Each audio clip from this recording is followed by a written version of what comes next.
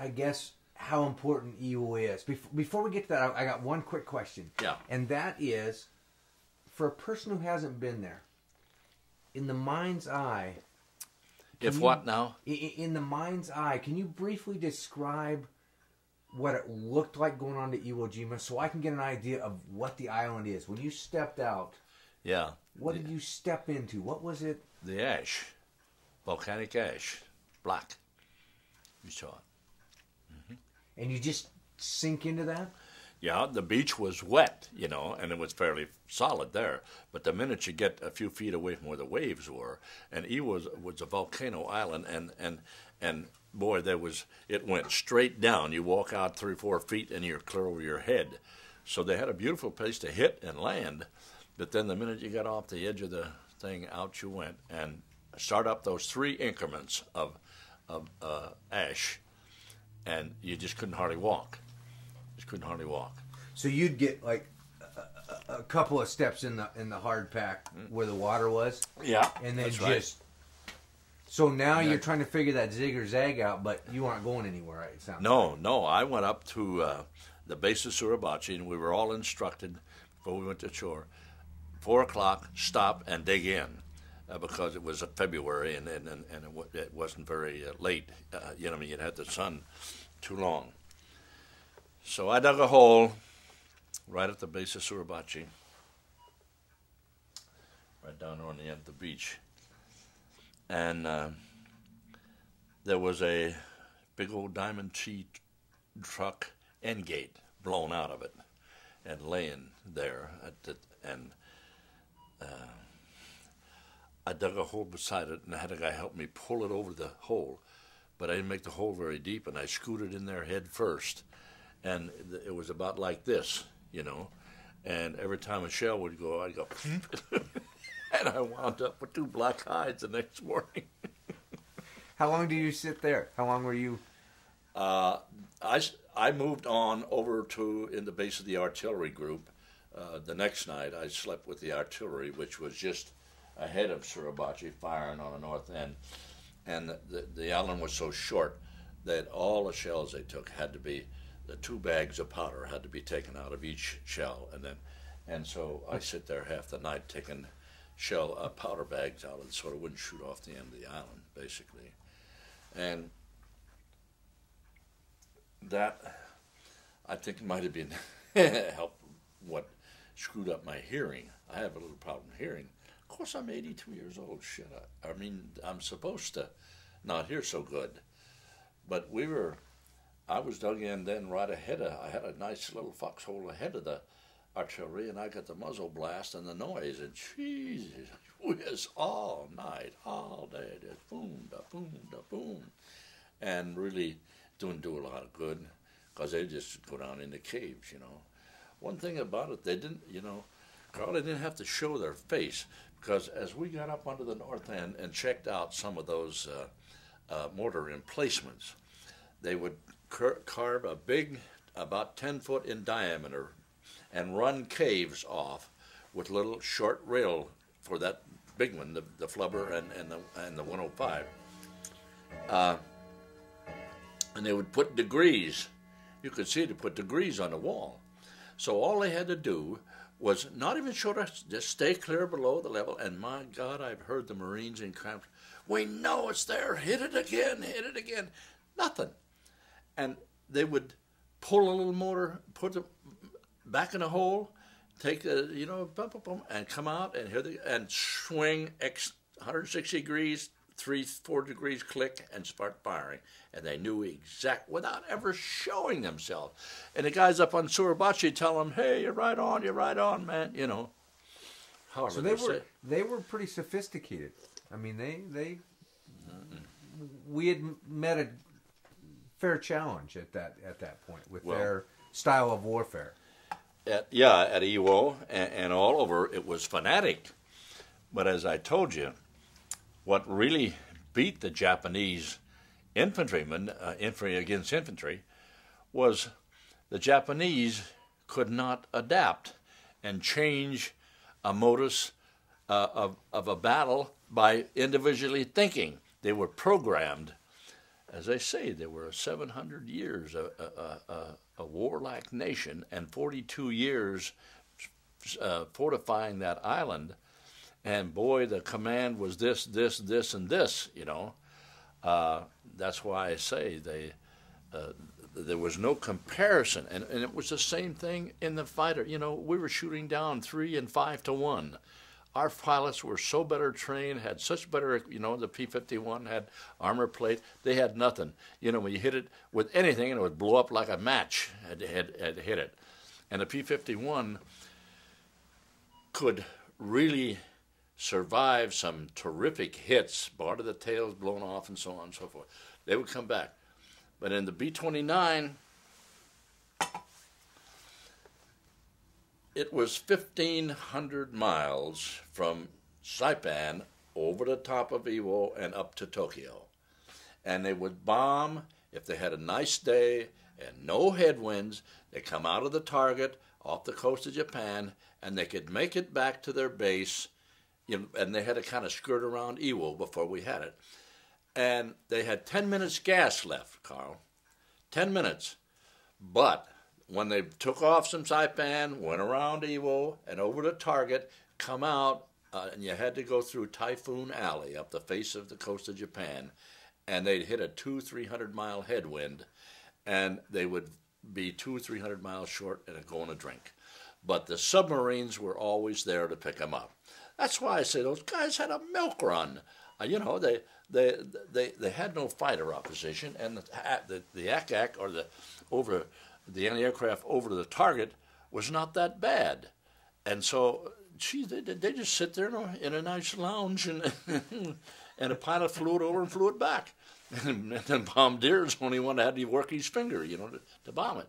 But the gunners, nothing, because the Zero would not, no aircraft would attack a B-29, because they knew dang well that they're going to lose the aircraft, so they'd lose the aircraft and all the gas besides the pilot.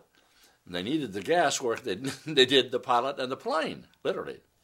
So I had one instance where when the bombers took off from Saipan, Tinian, and Guam, they all flew to Iwo in the middle of the ocean for their dead reckoning, and then they set their course to Hyoshu or Hankanju, where the hell ever they were going, okay, Tokyo or Nagasaki or whatever.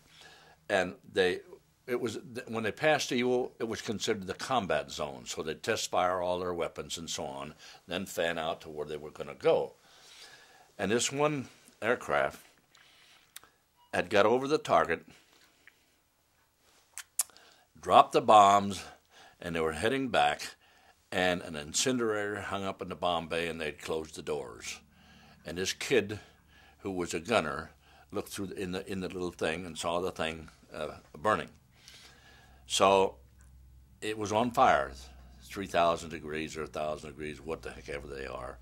And he opens the door and goes into the bomb bay, walks his way back, takes the incendiary and sticks it under his arm, crawls out of the bomb bay. There's only one opening, and that's by the pilot. He can open the little door. And went up there and threw the thing out. And won him a Congressional Medal of Honor. And that guy lived. He had half his hand burnt off, and it was in pretty bad shape. But he went all over the country for 40, 50 years, He just died recently. And the last man that raised the flag that was still alive died about 4 years ago. Were you there for that? For the raising of the flag? Yes. Oh, yeah, D+5, sure. I was right down the base of the mountain. But you see, the mountain was kind of like you'd drop a big blop, and it was kind of squirted out. And Pete had to maneuver that road back and forth up there. But I was down, as I said, and I could not see the flag go up, but I heard everybody said, "There goes the flag." And that was one of the greatest inspiration to the people, the Marines on the island. It give them a shot, give them a charge. We took the mountain anyhow. And when the flag was raised, I had to run out away from the base to just see the barely top of it. But I heard the word, and like the word shot through the island like wildfire, you know. But that was not the first flag. You knew that. Well, I've heard that. Okay, I'll show you here just for a minute. Well, I don't have to. When they raised the first flag, it was a little old dinky stick and a flag that a guy had carried under his jacket, you know, to raise when they got there, if he got there, and he did get there. So they stick this little flag up, and Lieutenant, I can't think of his name, said, hey, you know, we got to have a bigger flag than this. He designates one of his infantrymen to go back down the damn mountain, and they've been just cut to pieces coming up that mountain. Go down and bag it, and go out and go out to a ship or request a ship to send you a big flag, a nice flag, a big flag. And they had a pipe. They had found a 20-foot piece of pipe up there. So the guy gets the flag and goes all the way back up again. And here he gets, and Joe Rosenthal and Carpenter. Carpenter was, you'll see the movie picture of it. Joe and him were standing together. And Carpenter had started to roll the movie. And Joe was still fooling with his camera. And he looked up just in time to take that picture. And there is a picture, I want to show it to you anyhow, that will really solidify this. I think it's in here. Yeah. But they took the flag down. Oh, damn it, that ain't it. And raised the big one. There it is.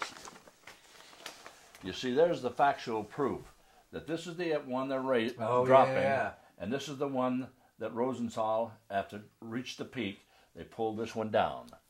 So that was not the first flag, it was the second flag. Okay.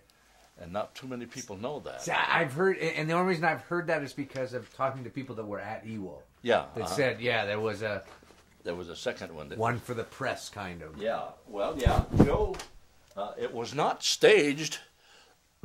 They didn't tell him, hey, you know, take it up and we're going to take it. But they were just standing there and snapped it. And Carpenter was running it. And Joe got it at just exactly the right, you know, the right instant, the right everything. He won the Pulitzer Prize. Huh. And I told you before, Joe would never go to any functions invited to all over the country. And he would never go and attend and take any credit for the Battle of Iwo Jima. He says, all I did was take the picture. The Marines took the island, and I took the picture. So that's it. He wouldn't go. He died about, I guess, 3 years ago? He was quite a guy. You've seen that thing he has. Yeah. How important do you think Iwo Jima is to our history? To the U.S. history? To history? Carl, the Battle of Iwo Jima was the worst in the 20th century. Think of it now, in 100 years. In the 19th century, there was Antietam in the Civil War, but it was the same like Iwo. But Iwo Jima, this was the total demise of the Japanese Air Force in Japanese Empire, because now we had B-29s over Japan, and we'd done the same thing to Germany. You know, that turned the whole tide. Had we not been able to take Iwo Jima, we could have never mounted an air campaign to do what we did. Now, I'll tell you another story. On Iwo Jima, you heard of Jimmy Doolittle. Okay, Jimmy, we were bombing, at the end of the war, we were bombing with 875 B-29s in different raids. You know, they would split up, but this one, the concentration went to Tokyo and burnt the place to a quarter down. Jimmy Doolittle was on Iwo Jima setting up the next big command of aircraft to bomb from Okinawa. The battle was going on, and Jimmy Doolittle was organized, it was a 32nd or 33rd Bomber Wing or Command, whatever they call it, and he had aircraft all over the world, almost literally with their motors running, waiting for the Seabees to finish the strip at Naha. This was the biggest airstrip ever built and is still the largest and the longest aircraft runway in the world. Okay, Curtis LeMay, who run with George Wallace, you remember, as the vice president, Kurt LeMay. He was a character. His cousin was in my tent, and he'd send a B-29 up from Saipan to pick him up and bring him down for the weekend. You know? Anyhow, Jimmy Doolittle had formed, and there was planes in Alaska, planes in Kansas City, planes in San Diego, planes in China, planes all over the world waiting for the Seabees. We had 25,000 Seabees working on that runway, 25 battalions. It's still the longest runway in the world, anywhere. But they were going to take off, 4 and 5 abreast. I mean, it was going to be something else. And the aircraft were there, and the Seabees were working their butts off to get it done. And at the time they were going to start, Jimmy Doolittle would put out the word, beep, beep, beep, beep, beep, beep, beep, beep, beep, and here they come from all and converge on Okinawa at that strip, gas up and arm and hit them with a 1,000-plane raid. This was the plan. We knew Jimmy Doolittle, talked to him all the time. And by that time, Kurt LeMay from Saipan, Tinian, and Guam would have built his raids up to 1,000. Get it? Now then, at one time, coming up from the south and coming from the west, 2,000 B-29s. And the war ended. We dropped the bomb. Never happened. But it was all in the planning and working and working and working. And there were going to be 2,000 aircraft over the South Island of Japan, and Nagasaki and that island, the Kyushu, I think, was the South Island that we were on. So as the war ended, as I told you, they didn't have an invasion plan. A occupation plan. So they had to use, and the plan was all in place, ready to go. Going to be 6 Marine divisions land and secure beaches. And Bruckner was coming up with the 10th Army from the Philippines. And we were going to invade Japan. And it was very common knowledge we were going to lose 1,000 or 1,000,000 men in that operation, basically. So, boom, the war ended, and we were still attached to the 5th Marine Division, and the 5th Marine Division had to be represented in its landing place, but there was only about 25 guys. They had a tank and a piece of artillery and stuff, and they were in the place where they were supposed to be in invasion, but we as a full battalion, because they wanted us to get up to Japan as quick as possible to patch up the runways in Nagasaki, so the VIPs could get in and get their souvenirs and get the hell out real quick and not get shot, because they were all afraid the Japs were going to shoot the officer. They take off all of their pins and stuff like that, and they wear a simple jacket, and here they come. Well, it was kind of funny to watch them get off. We go up once in a while, watch them get off the planes. They're looking around and then they're covering up their and the Japs wouldn't hurt a flea. I mean, my God. We was in Japan 4 months before I got to come home. I didn't get to come home until Christmas. I made it for Christmas, but basically it was funny because we were destroying all the guns and semi-resort. We had our pick of all the best equipment the Japs had before we burned it or threw it in a drink or, done away with it.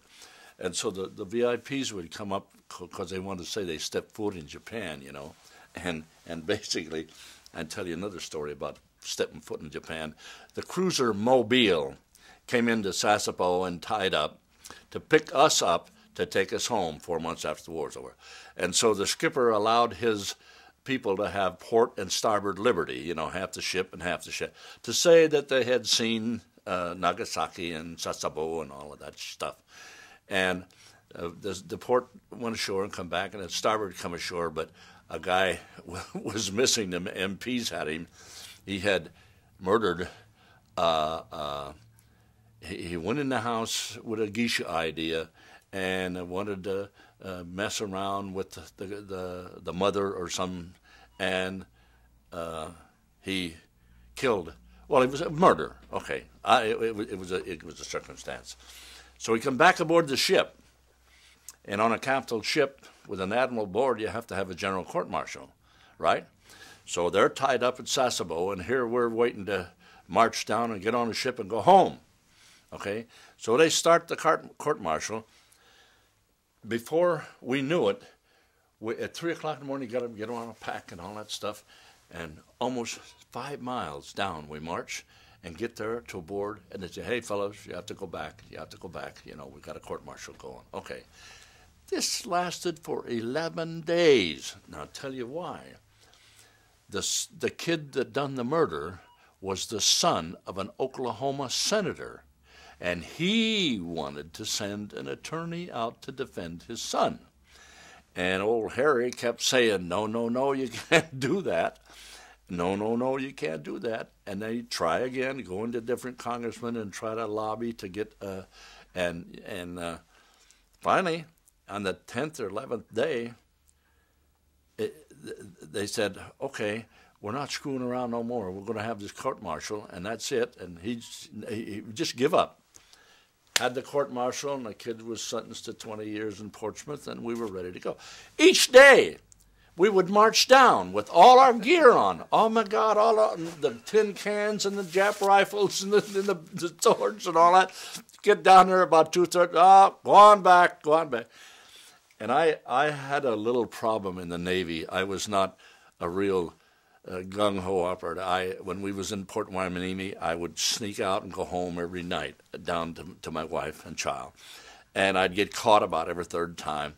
And I'd have a court-martial, a deck court-martial, a cheap one or a little one. It was my commanding officer, and I gave when we got there, my dad gave me his car. He had a big Pontiac with the wide seats, hauled 8 guys, And so he tapped me for a ride to L.A. the first day. Oh, sure, sir, sure. And that sucker, I went before court-martialed him about 20 times that they caught me AWOL and so on and so forth. And every time you do that, you don't pay or nothing. You do it in extra duty at 50 cents an hour or however they figured. When I left the States, I owed the Navy 750 hours in extra duty. And I did about half of it in that 2 months, scrubbing the deck of the ship, extra duty. And when I got to Japan, the Iwo, hey, everybody forgets all that crap. Then going to Japan, forget it. I thought the first day we lined up, I was sweating tears because, Littlefield, and I thought they were going to stop at Littlefield. Get out of, you can't go anywhere. You can't be transferred, or you can't be rated, or you can't be moved or nothing until that extra duty's done. And I'm seeing myself spending 6 months in Japan working. They zipped right over me. First time. And can you imagine I had to do that for 7 or 8 times going down that damn hill to Sasebo Harbor. And I thought, somebody's going to find it. Somebody.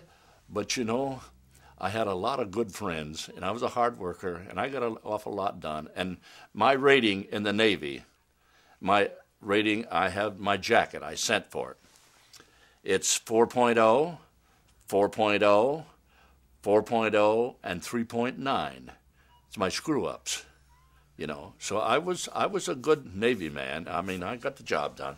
Somebody, I think it was my commanding officer, would pull the file every time they would go to read it and stick it back.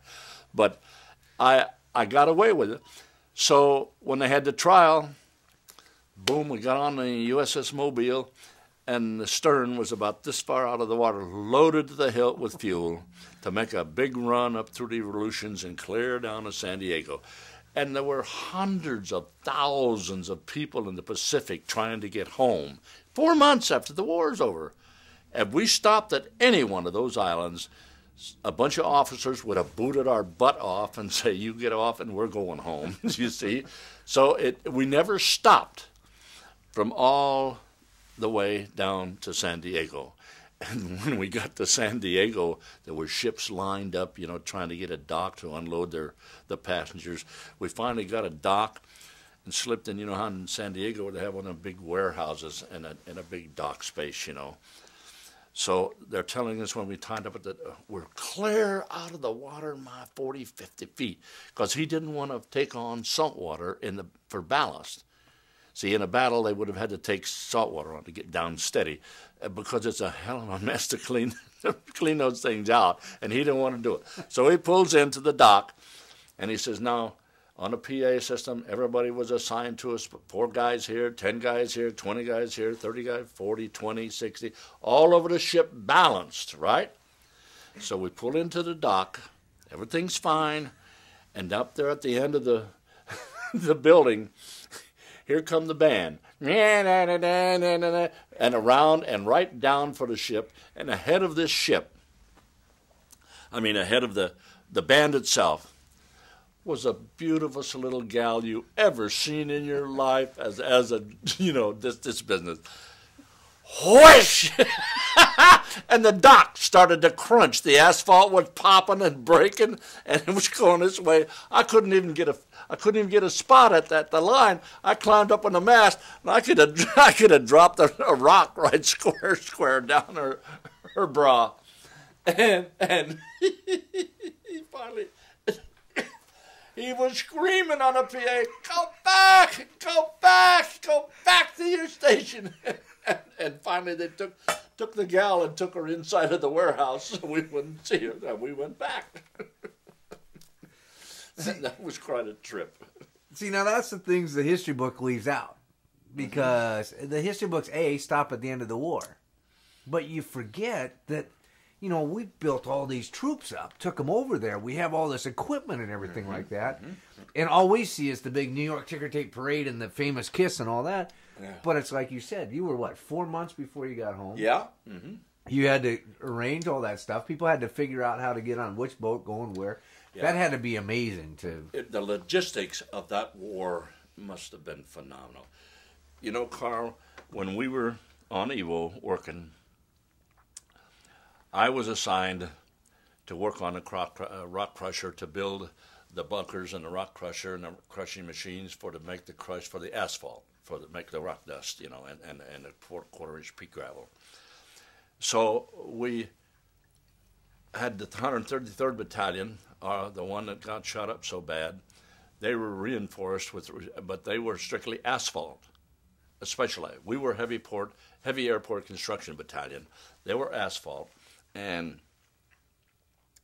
the 67th was something else. But I was assigned with an ensign to build the rock crushing plant. You know, the big bunkers, the truck drives under, you pull the chain and down, and these shaking screens are up on top. And then the big primary and secondary crushers and we had it based right up at the base of Suribachi on that side of some great big nice 5-inch rocks and stuff, a lot of rocks. And we put a cat up there to push them into the primary and bust them up and then put them down. And that's where Pete Peterson was doing the grading between these big pilasters that we would set the rock crushing machines on, you know, the crusher. And he didn't have that far. And that sucker just go full speed down through there and never scratch one of them. If he hit one, he knocked it all to hell. They were about 7 feet up in the air. Anyhow, when we got the rock crushers built, we had a HD-14 cat that everybody was playing around with. You needed to push a little dirt or something before we called Pete, the professional, to do the real job. And we would build the rock crushers. They were all 4x12 timbers and 12x12s, and they wouldn't give us a crane or nothing. We had to push it all up by ourselves, you know. And we got it. They called me Gravel Gertie because I was working on the outfit. And I was way up on top, checking out some of the screens. It was just shaking right and all that stuff. And I'm looking down, and some dummy gets on that HD-14 and gets it fired up. He's going to play with it, push a little dirt here. And he run over a mine. And I was sitting up there, and he went poof up in the air. The cat went about 6 feet, and he went about 10 feet. And down he come, and down the cat come. And we ruined more equipment. I learned how to operate a cat at that time. I was just a carpenter, And hell, I could do anything because the government, what I was going to say is when we needed the rock crushers, we can screw around for months. No, they'll be here on such a day, and boom, boom, boom. Sure enough, there they were on the beach. We had to go down and get a cat and slide them up. It's great big rock crushing machines. All the logistics to put this thing together, to build those runways with asphalt, not dirt, and all the parking strips on that island. We built 3 runways. The rest of the island was literally parking for the B-29s and all type. We had a maintenance sheds and stuff and so on and so forth. But it was so amazing that the batch plant for the asphalt, whoosh, boom, here it is. You got it. You don't have to mess around or wait and order or nothing. The whole thing is planned so perfectly, well, as perfect as it possibly could be, that when, boy, we was working on the piers, the pipes, and building the bunkers and all that stuff. Well, this is a bunch of crap. We ain't got no rock crusher. And when we were ready for it, we turned and looked down on the beach, and there it is. 3 of them. 1, 2, 3. To crush the rock to make the blackstop. So, as I say, it was amazing what the Seabees could do, because they were such older men who had the experience, who had the knowledge, and had the skill to do what needed to be done. I've read a book. I never knew what was going on in the Pacific. Nothing. It's asses and elbows and working 12 hours. There's a book out about this thick, and some of the stories that they have told in that about of the feats of the United States Naval Construction Battalions is amazing.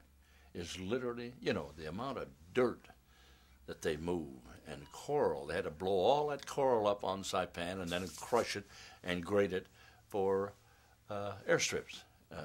Tinian was a big island for the 29s, and then they had Saipan too.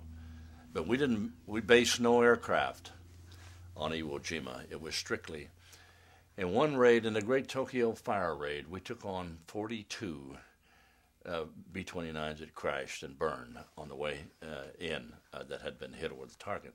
But this was a humongous raid, and some of them were just totally out of gas. But mostly we didn't take, we took on the heavy casualties. And when the B-29s were coming back from the big raids, we had only one strip. And if they screwed up, we had an awful time getting that plane off. See, there was two guys, Pete run one of them, was 42-foot boom out there with a blade on it. And he had an armor plate here because those 50 calibers would get hot and go off. So as a plane would crash on a runway, they would go up and and push the 29 off the runway, and the guys were screaming, and there were 11 men in the thing. Some got out, some didn't. Well, then all of the goof-off carpenters, plumbers, electricians had to run up there and get all the shrapnel off the runway, because they blow a tire and then you got problems again. And in some instances, when the fighters was coming back, we would go shoulder to shoulder and crawl on a runway and pick every little piece of crap up off that runway. And that was when the P-51s were coming in, and the fighting was just ending it, and they were shooting at us. They were sniping at us, the Japs, whole row. Luckily, I never got hit, Wow. like I say. But the B-29, when they landed, it created a real problem because, they screw up the runway. So what they decided after that was when the one was hit and was, beyond any repair, they were going to fly over the end of Suribachi and the whole length of the island, and 11 guys were going to jump. Okay? And then they set the autopilot, and away it goes. The first time they did it, we were over on this side of the island in our camp. And the B-29 comes over, boom, boom, boom, boom, everybody's out. And the pilot's still in the plane, but dead. And they set the auto, or it was set, and out they go. And they get a wind lifts the wing. Yeah, all the way around, and my God, we watched that sucker right straight for the 31st Battalion.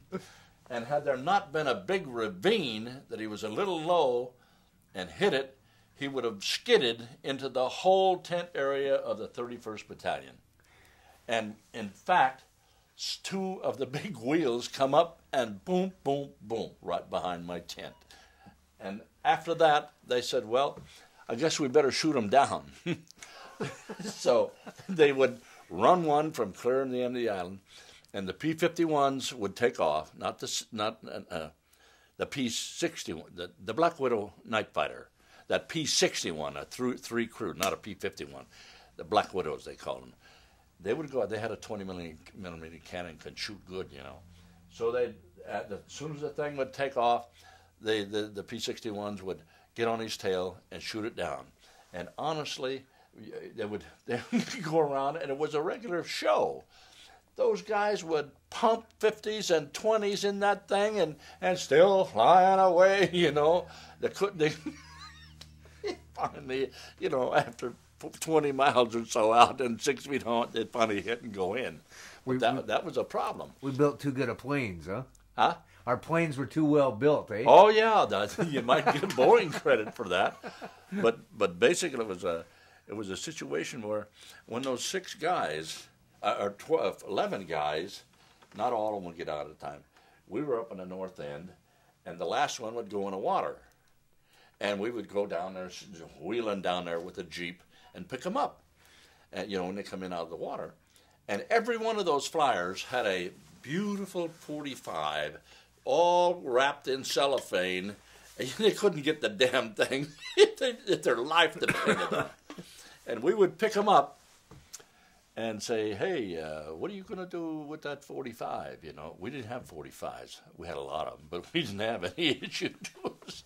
So we conned these guys into giving us that 45 to take them back to headquarters, to operations, you see. And my God, we wound up with all kinds of 45s, brand new, packed, and we would sell them to the ships that come in, and M1s, there were thousands of them everywhere, and Japs and Jap helmets. So we would take a whole bunch of Jap helmets and boom, boom, boom, boom, boom, and take them out to board ship to get coffee and stuff. LSTs and all the ships had coffee. Hey, man, look, we shot this guy right to the head. Whew. And they'd give us a gallon of coffee, Or there was a barter going all the time about stuff like that. Japanese uniforms, their tennis shoes, they were split-toed. There was only the toe, the big toe, and the rest of it was all just at the print, And, boy, we've seen lots of them every morning when we get out of the hole, Tennis shoes and Jap uniform. Oh, Samari swords and stuff like that. God, I was offered all kinds of money for this thing. But I didn't tell you the final story. How did you get... When that was all over, the first thing the next morning, we run on to several of the captains. And, boy, the Marines were stripping them good. And I grabbed this one for myself and took it off and stuck it in my belt. Otherwise, they'd have got it, So that's how I got that sword. I didn't get the general's sword or the Samari, naturally the Marines get all that stuff, you see. Some guy got his Samari, the one the big one he pulled and going like this.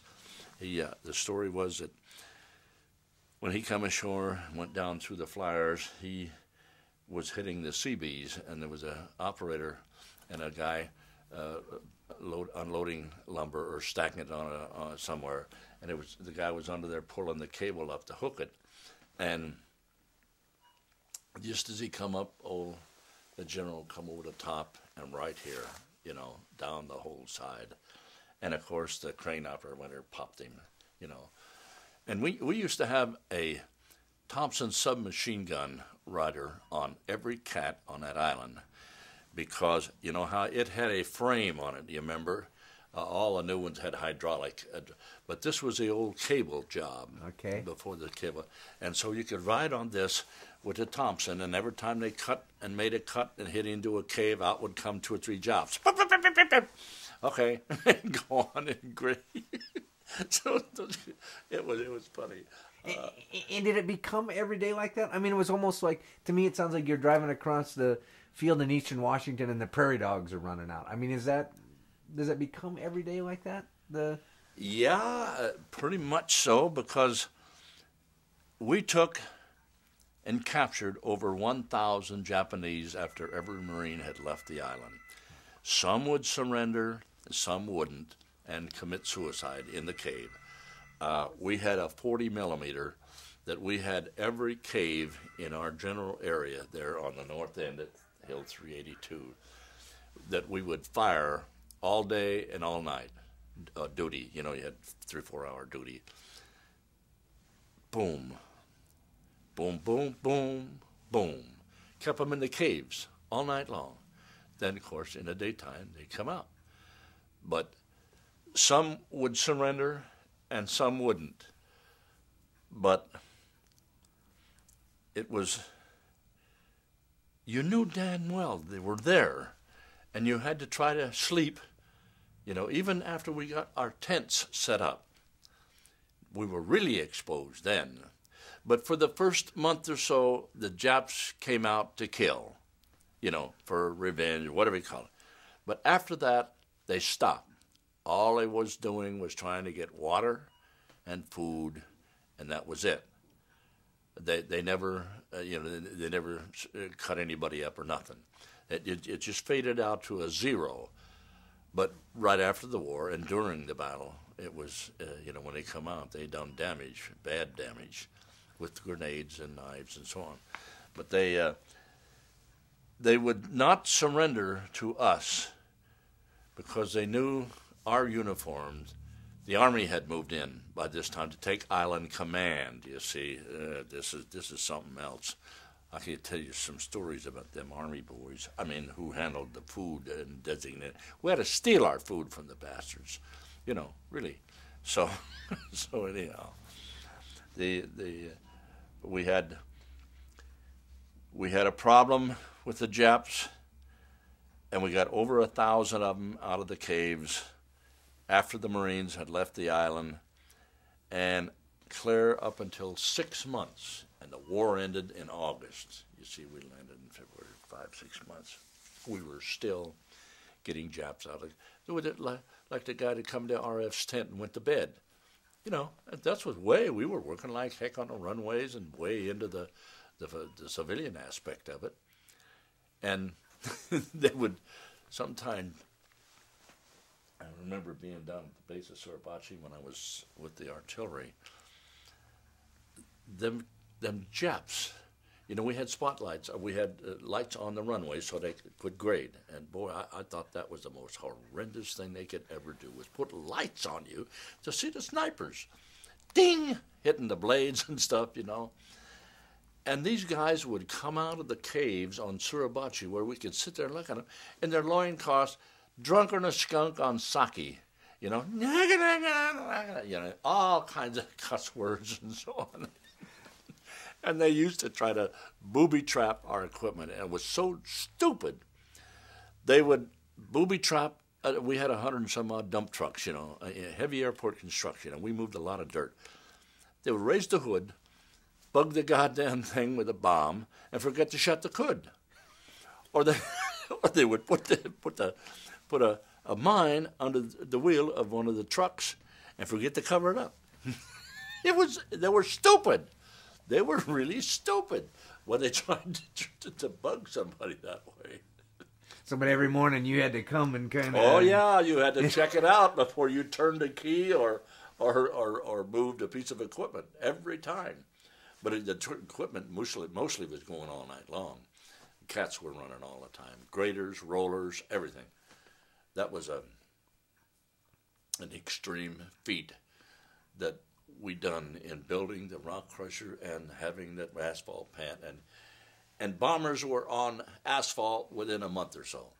As I say, they give us 22 days to build the road up Suribachi, and Pete done it in 7 days. So there was some really, and I've read that book, and you can't believe, there was a guy on Saipan, a CB, that landed with the 41st or 42nd Battalion, with the 2nd Marine Division, my brother's outfit. And they landed and went on about their business, doing the work just like we did, you know, went through the battle and so on. And this guy was 53 years old, and he had lost his son in the Pacific in the Marine Corps. And he tried to join the Army, and tried to join the Navy, and he tried to join the Marine Corps. And somebody told him, try the Seabees. They'll tell you, sure, come on in. So he lands in Saipan with the 41st or whatever it was. And they were working pretty heavy for the first month or so. But finally he says, you know, he wanted to kill Japs. He just wanted to shoot Japanese. A real nice guy from what everybody says. He wanted to kill Japs because they had killed his son. So he gets permission from his commanding officer to get off at noon and 1 o'clock every day. And he goes out Jap hunting. He goes in these caves and stands out there and yells, and then pretty soon they come out to see what's going on. Punk, punk, with his little carbine, like the one hanging up. So this one time, he had credited 25 Japanese dead, I mean, for sure. And he was pretty happy. He went up this one time with this Jap about 6'6". 280 comes out of the cave, comes at him with a samurai sword, and he's got this carbine, and he put 6 rounds from his mouth to his belly button and didn't even slow him down. And he says, my God, he was pumping away with this thing, and the guy was coming, and he finally falls over right in front of him. The blade was just a few feet from his foot. So he goes back to camp. This is a true story. He goes back to camp, and he asks the commander if he could please try to get him an M1, because this little pea shooter didn't quite do it. You know? And they issued him an M1 rifle, a big Marine, they had a lot of Marine rifles.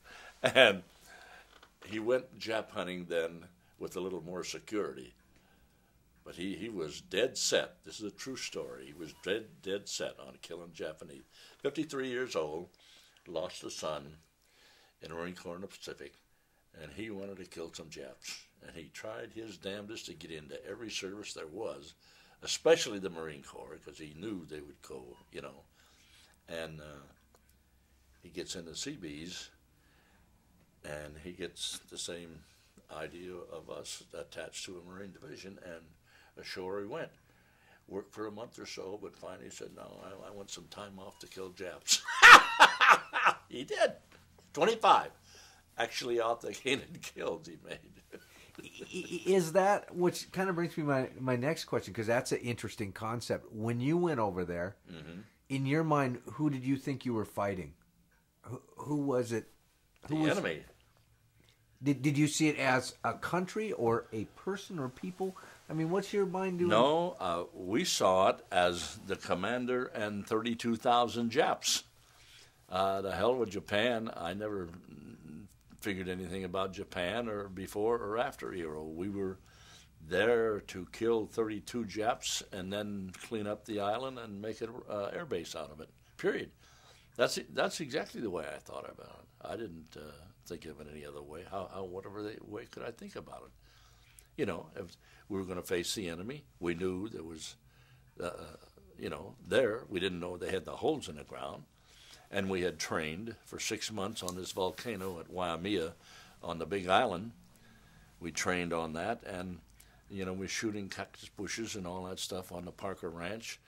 and every once in a while we would shoot a cow accidentally, and we would have to pay $50 for the cow, and the natives would come and take the cow and take it all the way down to the beach at the bay on Thursday and bury it and put the leaves in the rocks, and then on Saturday or Sunday, whichever day we had off, we'd go down there, and we took a trailer and put the plug in it and filled it with ice and beer, and go down and have beer and beef until we just about croak, fall over in the sand and go to sleep. No women, no nothing. But it was the most beautiful cove. And you know who copped that cove? Rockefellers. That Rockefeller Hotel is on the very cove that was our own playground. We used to go out and walk the mantas around, you know, and that's a big thing with the Rockefeller Hotel. So first time I went to Hawaii after the war, I said, I want to go to that hotel. And sure enough, got in the hotel and walked out on the balcony, put my hands, that's our cove, look what they did to it. You know, beautiful white sand, and it was warm sand, you know. And that was our recreation. Wow. And each company was allowed to shoot a calf or a cow once in a while. And the battalion had to pay $25 or $50. No, it was $50 for a cow. And then the natives were more than willing to go down, and they got what was left. You see, 15, 20 guys couldn't eat a cow in a weekend, so to get all the good stuff that was left, they loved it. But they left us immediately. That was an 11-mile hike from 8,000 feet down to the beach, and then turn around and go back. One of the other big, not big men, but the old men, it's at 62 years old, Amos, the guy's name was Amos Fry, and he was a sheep herder from Arizona. And they would put that 60-pound pack on all of us and go down there and rest for lunch and come back. And guess who went over the hill the first that you saw at the camp? Amos Fry. Rest of them strung out all the way, and the trucks are picking them up. And Amos stepped on a mine during the battle and blew his leg off, and they took it off about right there. But he is going to get a prosthesis and go do the sheep again. One of my best buddies, named Charlie Reeves, was a big brute, about 6'2". And every night he would come to my tent to read his mail for me. He was illiterate. Can you imagine? Totally illiterate. All he wanted to do was get back to Texas and open a restaurant. That's all he ever taught. But every time, when everybody was gone to chow, I wrote a letter to my wife or something. He was coming, and he'd sit down and say, read my mail. And I had to read him the Dear John letter. And I thought he was going to kill me. He said, that's not right, it's OP, blah, blah, blah, blah, blah. So I'm just reading the letter. But he couldn't read. Girlfriend or wife that wrote it? Wife. Yeah, wife was going around with another guy. And she kissed him off. It happened a lot overseas, you know. Because that had to be devastating. I mean, here not only are you fighting for your country, but in the crap that you're facing over there. Yeah. And then to get something like that. It was really hard. There wasn't nothing I can do, and a guy just flipped out. Charlie was killed later on the island. Charlie Reeves, I got a picture of a sandstone thing we made for him on a grave. But he was killed with an explosive bomb or shell. And he was a real brute of a man, good-looking guy, but he was totally, totally illiterate. Now, you see what they take in the CBs? But he was a motorbike. Yeah, he was a heck of a mechanic, I'll tell you. I was going to say, probably best. Good at, yeah. Mm-hmm. Yeah, and that's, sure. You know, you go up and tell him, hey, see, everybody had experience. I was the youngest guy in the outfit. I had experience. I worked with my dad. My dad was a builder in California, down in Southern California. And my dad was successful, but he taught me everything. He had a big job, and everybody's running around pushing this up and that up and so on. I don't get it on the plans. He lays down on the floor there and says, "Hold it, guys. My kid don't get it." So we go over the plans and oh, okay. All right, guys, get back to work. He was a wonderful guy. I loved him with a passion. And I became very successful in the construction and development industry because of him. And I was in Southern California at the right time. I made $3.5 million in about 10 years and said, screw it, and I quit and retired at age 46. Wow. And with $3 million and spent every dime of it. So you did that right after you came back? No, I had to work. I went to work immediately in 45, and I worked 10 years. And my sons were two big screw-offs. They didn't want the business. They didn't like the business. They didn't like construction. They didn't like the work. They didn't like nothing. So I said, well, what am I breaking my back for? I've got enough money. My dad died at 58 years old of a heart attack, and I was there. He was on a construction job. And I thought, well, I've got enough money to last me for 58 years, so I'm going to spend the hell out of it and have a ball. My wife and I went all over the world. You can't name anything that we haven't done. We were married for 44 years before she died. Now, you were married then while you were in the service? Oh, yeah. I had a son when I enlisted. So how hard was that? Well, it was kind of hard. My son was only about 3 or 4 months old. He never knew me. I never knew him. And it was almost 2 years before I seen him.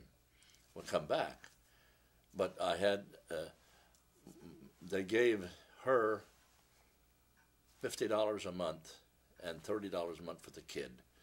And I played poker all through the service and sent all the money, all of my pay home to her, and I made cigarette money and stuff like that. So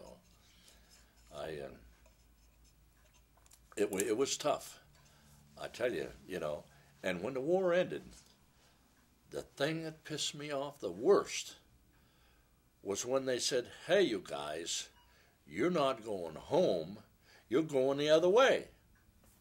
We had more points than you could shake a stick at. Your age and your length of service, your overseas service, combat time, blah, blah, blah, blah, blah. And it was about 170 points you need. Every guy in the outfit had 300 and some odd points.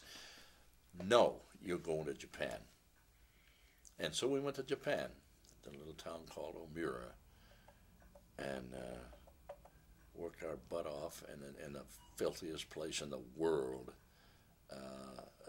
The Japanese, this was in Omura, was a little rural town just outside of Nakataka where they grew and put all the human excrement on her. We couldn't eat nothing. Oh, that's right. We couldn't eat nothing in Japan of their vegetables or otherwise. But I had Navy blankets, nice little wool white blankets that we brought home. And honest to God, for 5, almost 10 years, you could still smell the stink of that island on it. They should wash them and wash them and wash them and stretch them. They were wool, have to stretch them out and wash them and wash them. And that filthy, rotten odor that whole town, they build their crappers up high and they push the barrel under, and they go down the middle of the street with a chop on and squish it all over everything, the flowers, the vegetables, and the whole works. And I don't know, one thing that we did find about Japan and about the people and the soldiers especially, up on Hill 382 they had the massive medical cave where all the records and medicine and the whole shot, right under Hill 380, right where I had the cat up there leveling it off, 382. And we had a chief that could read and understand Japanese, chief petty officer. And he got into the caves after the war had ended, and for a while enough, and things calmed down. And he got into the records of the Japanese soldiers on Iwo Jima. And over It was around 65% of every Japanese soldier on that island had syphilis, one way or the other, had been treated for it or were treating it for it, and so on. Because in Japan, before the war, they never used no silver nitrate in the eyes of the baby, and mama had syphilis and the baby had syphilis. And that's why in those days they had these big Coke bottle glasses, you know. But of course, when MacArthur took over and turned that country around as far as health and stuff, they started, now you see lots of Japanese with no glasses. But every damn Jap we ever see on the island had glasses on almost. Huh. You know, you could take, it's a fact. I could stand from here to the end of this house and let the average infantryman shoot at me all day. They couldn't hit the broadside of a barn. But their snipers were terrific. That's what it was. Huh. So the syphilis, and the Japanese were just filthy. For that reason, everything was exposed, you know. No sealed toilets with a trap in them or nothing like that. Mm-mm. Wow.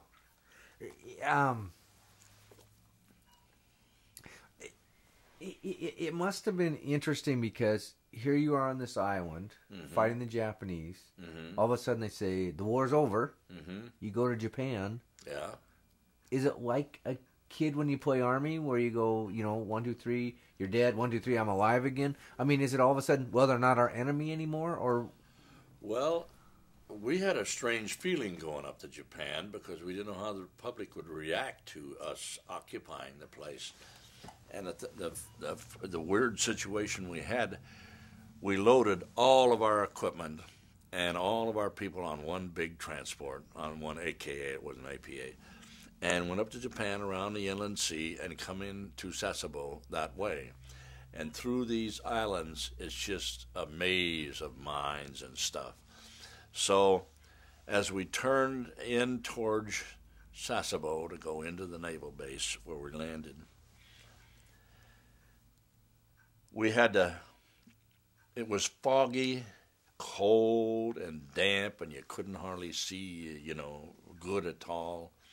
And all of a sudden, they turned the engines off, and we stopped dead. And we figured, what the hell's going on? And pretty soon, out of the mist here, put, comes the pilot to steer us through the minefields.